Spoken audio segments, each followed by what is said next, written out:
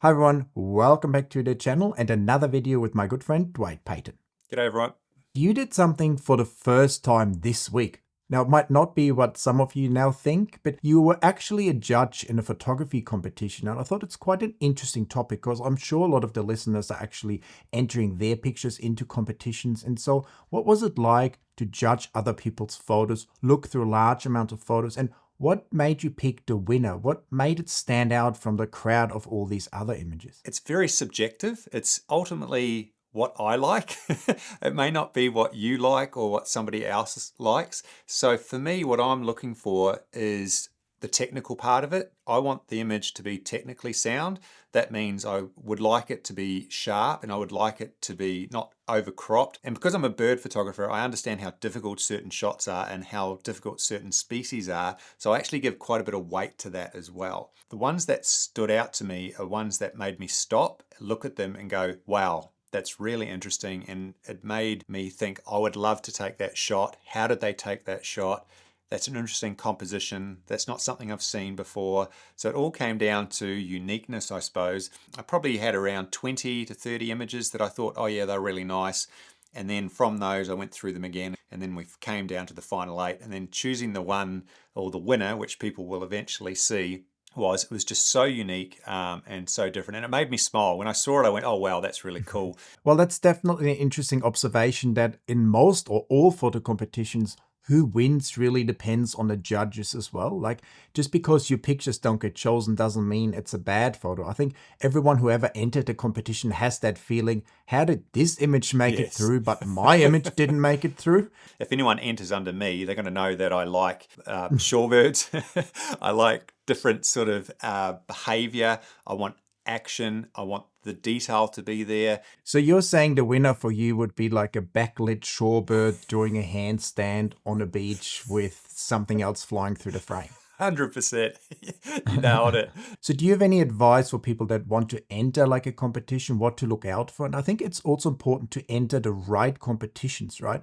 Because if you look at previous results, you can kind of get an idea of what kind of images a certain competition likes to promote. Yeah, 100%. And some photo competitions allow a lot more editing than others. So if you like editing and you want to be creative, maybe there's a competition that allows you to stack images or do panos or things like that. And then there's others that are a lot more traditional where you can't do any editing at all. And did you notice anything in the photos that you looked through that made you feel like, ooh, that's not great? Or was there anything else you noticed that people could avoid in entering and maybe being disappointed? A couple of things stood out, to be honest, as I was going through the images.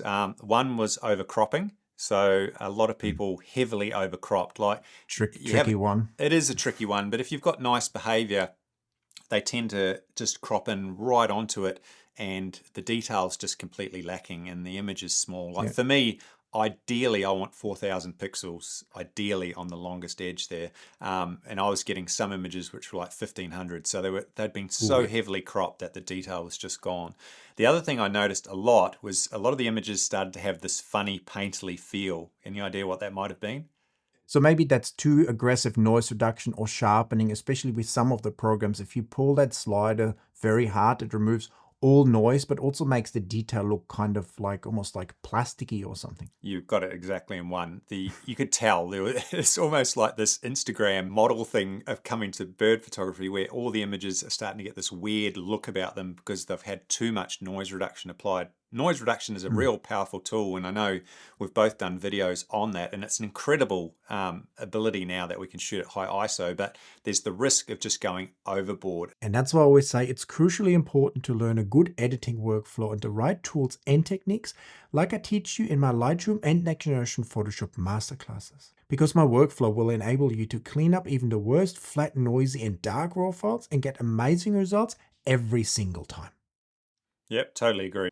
Now, obviously, a lot of the images were taken with very different types of equipment, but did you actually know what camera lens was used, or did you just see the images? It's a really interesting question, and I'm glad you asked that because if I'm being completely honest, the gear had nothing to do with the choices that I made. But I didn't know the body, I didn't know the lens, I just saw the image and judged the image on its merits, on what it looked like. So the winning image could have been taken with, I don't know, a really old camera, or I've got no idea. And what that highlighted to me is that it's not just about gear. Like we've talked about this so many times, that gear is really important, but it's the final image which is what I was looking at. So speaking of gear, are you opening up a camera shop? Because you've got a lot of cameras at the moment.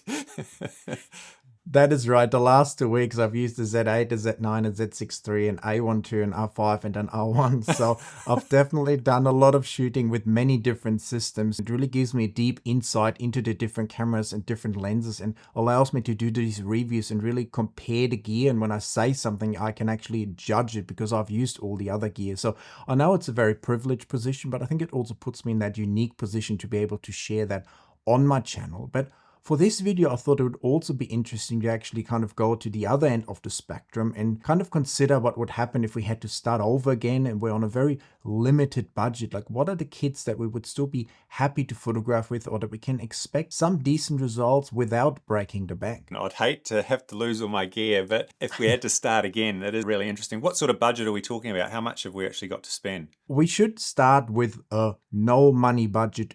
Although for nature photography, we kind of have to say no money, because I think even the no money kits usually cost you at least a few $100 to $1,000, and then you still need spare batteries, you need memory cards. So it's definitely not a cheap hobby. And what I did in the beginning, like, I didn't start out with all this crazy amount of gear. I was just having one camera, one lens. I was actually looking for a few side jobs I could do with that limited camera gear that I had. And for instance, I found real estate photography to be fantastic for that. I just needed one camera, one wide angle lens, one cheap tripod. I made a lot of money doing that over the years, and that allowed me, for instance, to buy a lot more expensive gear. I mean, for me, I think I've always just got to go back to where I started. I think I've got it here somewhere. I'm sure you got it somewhere. You always have it, usually right around your neck. It's never far from from home as my very first kit that I used. So if someone was to say, "Oh, what are you going to start with?" Well, I'll share with what I started with, and that was this 40D and my 400 5.6. I think this camera is about $50. This lens is about 600 used US. So for that money, you can still get good shots. I probably wouldn't advise buying the 40D. It is a really old camera now. I think you're better off with like a 7D or a 7D2. Like, even you probably get that for under $1,000 US. It is showing its age because this doesn't have IS anymore and a few other things. But in terms of fun, I had tons of fun with this. So I'd probably start with that. So that would fit right into the first category of no money that I was thinking, which would be under $1,000 US. So that lens would definitely be one you could pick. In terms of cameras, you could either pick a DSLR camera, because you can pick up some good cameras that don't break the bank anymore, even like a 5D3 or 5D4 maybe, or some of the 7Ds. You should be able to get relatively cheap. And there's also a few fantastic Nikon DSLRs out there, like a D500 or D700 or even D800 or D850, that you could combine with a 200 to 500 and also get a pretty good kit that is not too expensive. And if you wanted to have something more modern, maybe a mirrorless camera that is not too expensive with a decent lens, and then I thought an R10 with a 100 to 400 or maybe a 600 f11 lens, that could be another kit that is fairly modern, gives you decent reach, and you have advantages like the really good image stabilization in those lenses. And there's also some other interesting bodies like Nikon Z52 with a 1.5 crop, or Sony's crop series cameras in the A6000 series that should also not be too expensive. And the biggest advantage of the crop cameras, of course, is that we can use smaller, lighter lenses and still get a good amount of reach. But it is hard, isn't it? Because it's like, what sort of quality are you going to get? Should you just stick with DSLR, or should you go with mirrorless? Mirrorless is obviously the future, and if you do get like a lens like this, you can always upgrade the body later. But it is a challenge, and yeah, I would probably go with something like this, R7 100 to 400.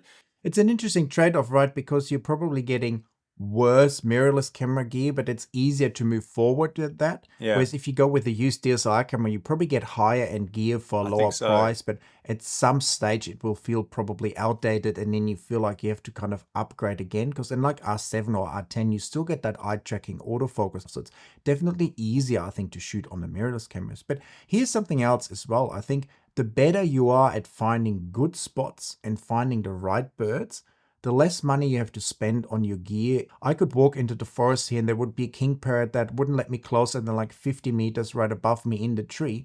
Or I could go down to O'Reilly's on the Gold Coast, for instance, and there would be 3 king parrots landing on my head. Is there a tipping point with camera gear? Like, you've obviously tried all the gear, you've got the most expensive gear, you've used all the 600mm lenses. Like, is there a point where you think, the more money I spend, my photos don't actually change all that much? I think one trap people might fall into is that they often kind of upgrade kind of sideways. They go from like a Z8 and 180 to 600 to A12 and a 200 to 600 and then to an R52 and 100 to 500. And there's definitely differences between the cameras, but the image look itself or how it works in the field is actually not that different sometimes. Of course, each system has strengths and weaknesses, but at the same time, the difference between like 100 to 500 and a 200 to 600 is less than like 100 to 500 and like a 600 or like an 800, because the image look actually changes when you go to those more expensive prime lenses. I think it's always been a bugbear of mine and most other people I talk to, is especially with Canon, we've always had this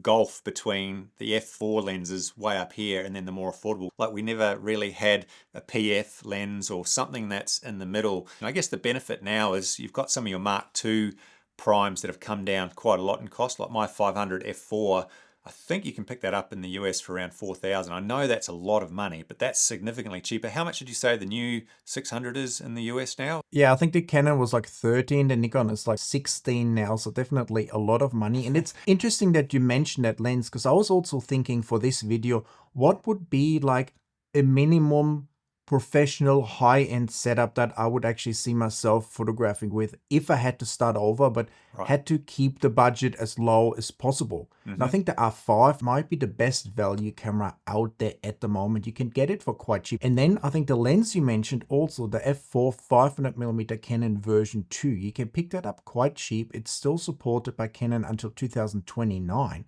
If you had an R5, maybe a teleconverter or two, and that 500mm lens, I mean, that's what you still photograph with quite often as well. And that's really something that can give you that high-end look, super sharp images, and also nice and smooth background. Totally agree. But we do get asked a lot about the version 1 lenses from all the different brands. And what's your advice when it comes to those lenses? Apart from getting a gym membership, what else do you suggest? I was just going to say, you definitely need big muscles. And especially if you're maybe a little bit older, you're walking around a lot, the version 1 lenses, they look very tempting. You probably get a 600 version 1, or there's even a version without image stabilization that probably costs you like $1,000 or $2,000. So you actually get a high-end f4 prime look. But you're paying through it, not with money, but with just weight, basically. Because each iteration of these lenses lost a kilo or two. Like the first lens weighed almost 6 kilo. My lens now weighs 2.9 kilo or something. So they cut the weight in half, and you definitely notice that in the field. It's so much easier to use. And you also have to consider that with some used gear, there might not be any warranty available anymore or spare parts. So if it breaks, it might be broken for good. So that's something to consider. But at the same time, if you don't mind the weight, you can pick up some fantastic lenses with great image quality if you get a version 1 or version 2. But it's definitely heavy, and they also don't perform as well on the newer cameras as some newer lenses would do. 100%. And there's probably one other brand that we haven't spoken about. And you happen to have it in another drawer? I just so happen to have it. And that's the OM Systems, or the Olympus OM1. I think this camera, what it packs, the features it gives you for its price can't be ignored. I know new they were like 2,000, so you're going to be able to get them much cheaper used US price. So this with maybe a 100 to 400 could be a sort of one kit to do it all if you're starting out. So I wouldn't discount Micro Four Thirds. I don't know if we've actually made it any easier. I think we've made it harder for people because it's just too much choice. Maybe you guys watching can let us know in the comments as well, what's gear that you would buy with no money, and where do you see real value with the gear that you might be using or gear that you're looking at? Ultimately, long term, I think, is just get out with whatever kit you have. Like, we can ponder on gear and we can get so, caught up in it, but often it's just whatever you've got, just get out there and have some fun and try and figure out what's important to you. Is weight important? Is focal length important? Like, what is really important to you? Just because someone else suggests something or recommends something, it might not suit you. There's different kits for different people, and that's why we have so many brands, and that's why we're so lucky. Fundamentally, I think you can get good shots with any gear. So it's just a matter of trying to get something that's right for you and your budget ultimately. Now, we talked a lot about gear, and you just mentioned just get whatever gear you have and get out there. I think that's definitely the best advice, because the more you go out there, the luckier you get as well. But at the same time, I think a very interesting question here is how much focal length do you actually need to get like a small bird frame filling in your frame, and how close do you have to be with certain focal length to that subject? Because we talk about lenses 100 to 400, 800 millimeter, 1200 millimeter, Yeah. 100 to 300, like it's all just random numbers, but how does it actually translate in the field? Is 300 millimeters a lot? I mean, there's massive 300 millimeter lenses, but I think most people will find that 300 millimeters, once you look through the viewfinder, is actually not very big at all, and you feel like you have to be almost in touching distance to get like a small bird large in your frame. Do you need a 600 millimeter lens, or am I maybe much happier with a smaller 100 to 400 millimeter lens? It's a really good question, and it just so happens that I did do some tests because I was working on a Lucky video. us. I was working on a video because I had that exact same question, like just how far away or how close do you have to be? Because I think it's probably something people underestimate, to be honest, is the distance to the subject and how much of an impact that has on your detail that you have. The reason people overcrop so much is because they just couldn't get close enough, and that's a reality with wildlife photography. It is really difficult. How close do you think you have to be to actually get the whole bird sort of in the frame, like a full frame without cropping? Well, here we'd have to ask two questions, right? If it's a zoom lens, I'll probably have to be closer because there will be some focus breathing the closer True. I get to the bird. With the 600 millimeter prime lens, for instance, think I would have to be right at the minimum focusing distance of like 4.5 to 5 meters to actually get that full frame in my picture. And this is actually something that I find quite disappointing in the field. Once you realize, even with these massive lenses, you still have to be so close to get a certain image look. You were actually bang on. I had to be around 5 meters from the subject to get it full frame. 5 meters is literally nearly standing on it. It's like extremely close. So if you're curious how far away you need to be with your lens with a bird about this size, I'll just quickly go through the list. So I started at 200 millimeters. I needed to be 2 meters. At 400 millimeters, yeah, that's really close. At 400 millimeters focal length, I needed to be 3 meters away. 500 millimeters was 4 meters. 600 mil was 5 meters, and then 800 mil was about 6 to 7 meters. Even with an 800 millimeter lens, you needed to be relatively close. So it's And that's interesting. crazy, right? Yeah. When you think about it. Even with an 800 millimeter lens, you still had to be ridiculously close to the bird to get like a frame filling shot. And that brings me back to finding the right spot, right? Sure. Because you could find a bird that lets you this close. Some birds will even let you within the 2 meters. But if you're chasing really skittish birds with a short lens, that's probably one of the most difficult tasks. And by finding the right spots, you can really avoid some of the frustration and get much better images because you're more relaxed, you're having more fun, and the birds are more relaxed as well because they're kind of used to people being around them. And the other thing we haven't even spoken about is the amount of megapixels in the camera. Because if I'm shooting with an R5, I'm going to be able to crop a lot more than say I was shooting with a 1DX or R6 or whatever. No, so we don't always obviously have to shoot frame filling. It's also nice to True. have the bird Very smaller true. in the frame, sometimes get a bit of 100%. habitat in, but that doesn't always work. And there's definitely something unique and nice having a bird really large in the frame or even taking a headshot.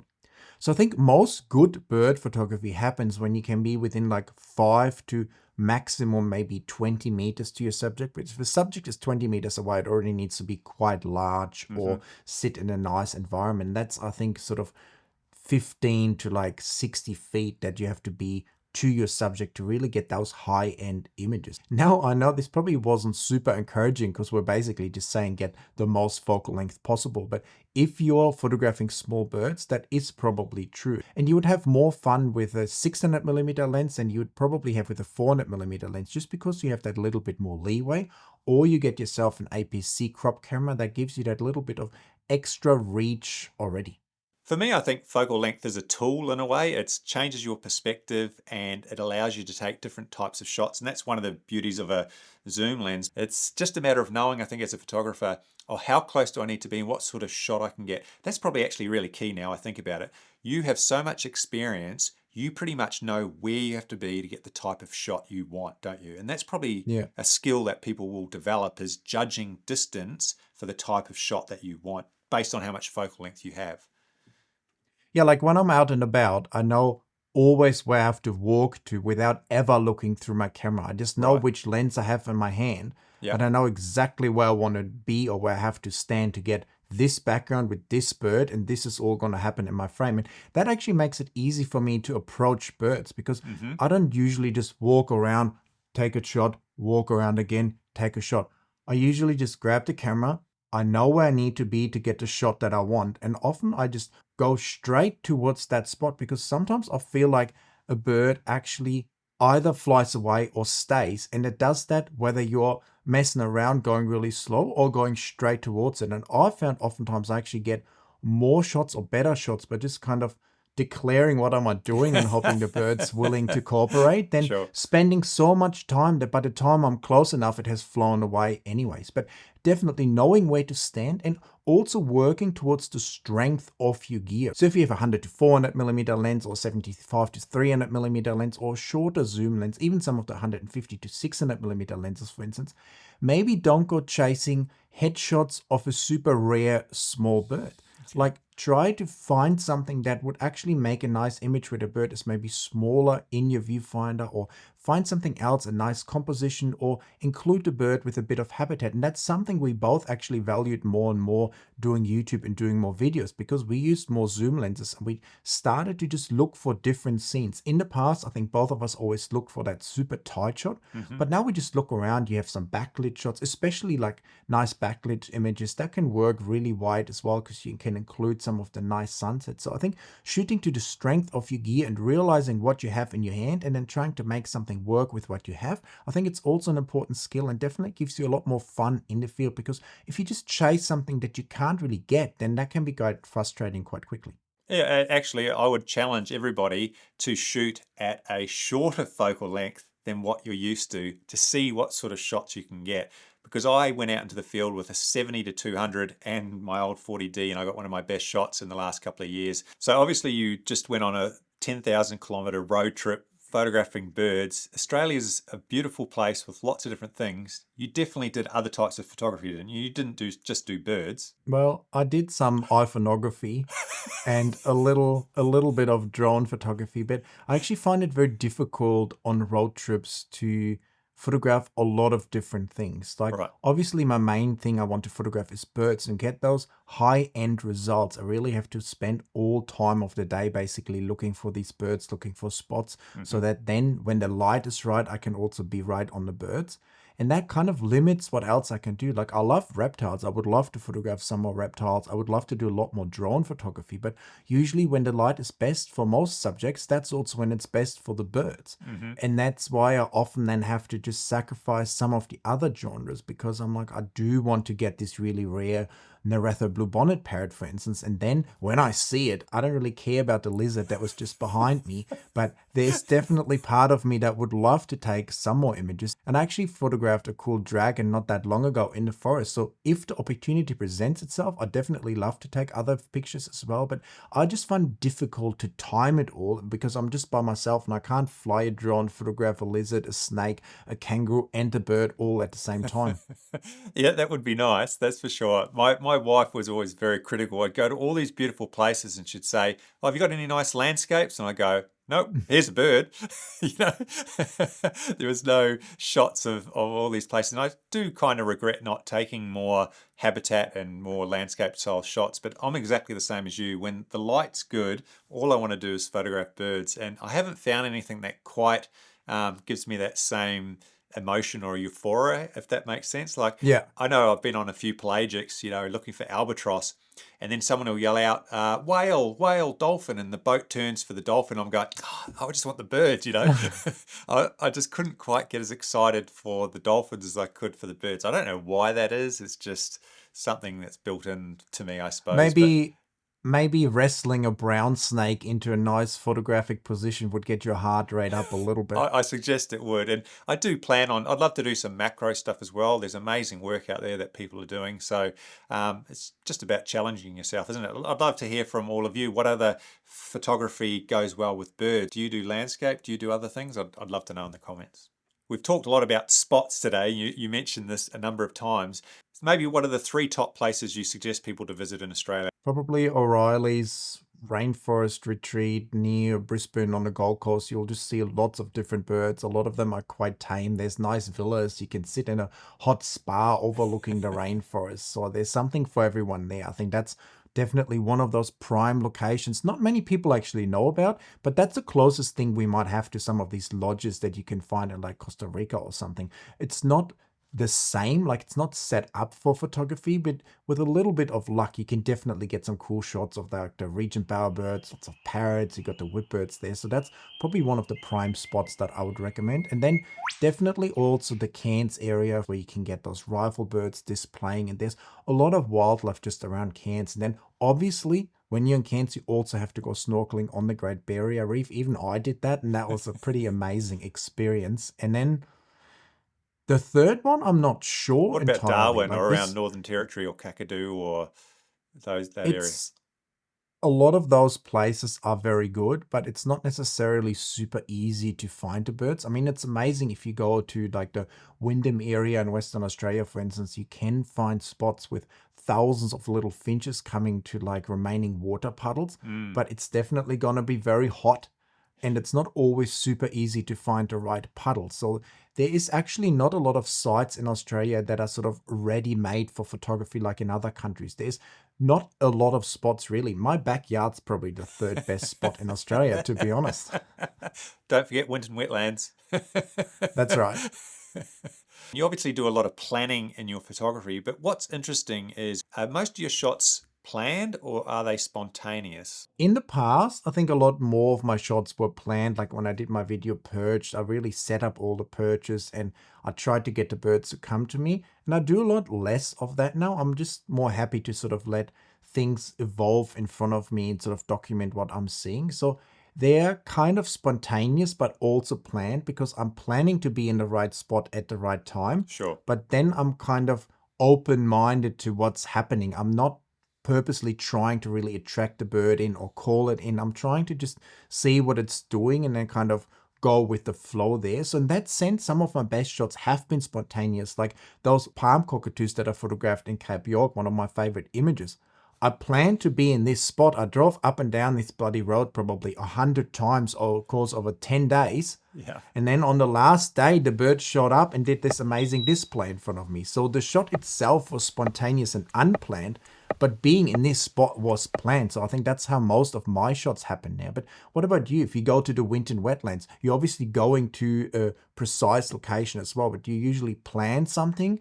Or is it like, oh, I'll just go see what happens? I usually go with the flow. I think I've been there so many times. I have an idea of where I can go to get a certain type of shot, if that Yeah. makes sense. So I am anticipating certain shots. And I was just out there recently and I thought I'd finished for the day because the sun had gone down. And as I'm driving out, I look over my shoulder and I noticed the moon was just coming up and it was a full moon. And then in my brain, something twigged over and went, you should try and get a shot of a backlit cockatoo with the moon directly behind it. So that was the image I had. Yeah, simple. Um, Yeah.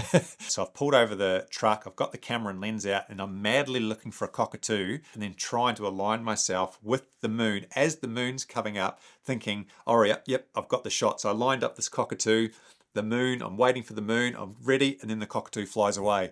I'm going, oh no! So I'm madly trying to find another cockatoo and I'm running around and finally I managed to get it all aligned. So that was extremely unplanned and got a shot that I didn't even know I was going to take. Very happy to take it. And I think that's the best type of photography, to be honest, is when something happens you weren't expecting and then you end up with a shot, a keeper that, it just makes you extremely happy. And I think you mentioned something else important there. Is like you know where to go or when to go to a certain spot. And that's another thing I often do when I arrive at a location. I actually like to arrive there not early in the morning. I find that the hardest because it's very difficult. You have to Mm. quickly figure out where to go, what to shoot within like 5 minutes, or the light might be too strong, especially on a sunny day. And so what I like to do is often arrive at a location at lunchtime when you can't shoot anyways. I walk around and then I pick certain spots. I'm like, okay, I want to be here in the morning. I want to be there in the afternoon. And if it's cloudy, I go to this spot during the day. So that really gives me a good map of maximizing the opportunities and getting those lucky shots. So there's actually quite a bit to it, isn't it? It's not just luck. It's kind of, I hope people are picking up that there's a lot of research, a lot of work that goes into it, and a lot of time and with practice and perseverance, you will develop these skills that you can start identifying shots and knowing how to work those shots. It just doesn't happen magically. There are a lot of steps that go into it. And I think it doesn't have to be that way. I also sometimes just grab my camera and go to just a spot where I know there should be some birds and I Sure. shoot whatever is around. But if you want a certain look or certain style or a shot of a rare bird, it usually does require a bit more planning. For sure. At the end, I just wanted to let you know that you can also win one of my favorite backpacks that I'm using at the moment. This one is full of Nikon gear. A Naya Evo Fjord 60 liter with an extra large RCI on Instagram. If you go to the Naya Evo page, they're having a giveaway. So you can win one of those. And if you just want to buy one yourself now, I can definitely recommend them. I think Dwight has some of those as well. Now they're pretty good, I think. And you can let us know what you think about them. But there's also a discount code for you guys down there in the description if you can't wait to see if you win one, and you can get one right now. Yeah, it's definitely important to have a backpack that's comfortable to wear and obviously put your gear easily and you can access it. Ultimately, that's what I want, is a bag that I can just grab the gear easily and it's comfortable. So these bags definitely do that, and they're supporting our channels, which is a good thing. All right, mate. Well, all good things must come to an end. I've really enjoyed our chat, as always. Yep. And if you want to see us chat more, the next one will be on my channel, so make sure to check that out. But until next time, leave us some comments. If you like this video, obviously give it a thumbs up. Do we still say that? Subscribe and all that stuff? Or not? Oh, they should subscribe, because I've just went to the YouTube statistics and it said that on my channel, there's almost 60% that are watching are not subscribed. So we would appreciate a few more subscribe here on my channel and on Dwight's channel, and we will see you in one of our next videos. Bye. See ya.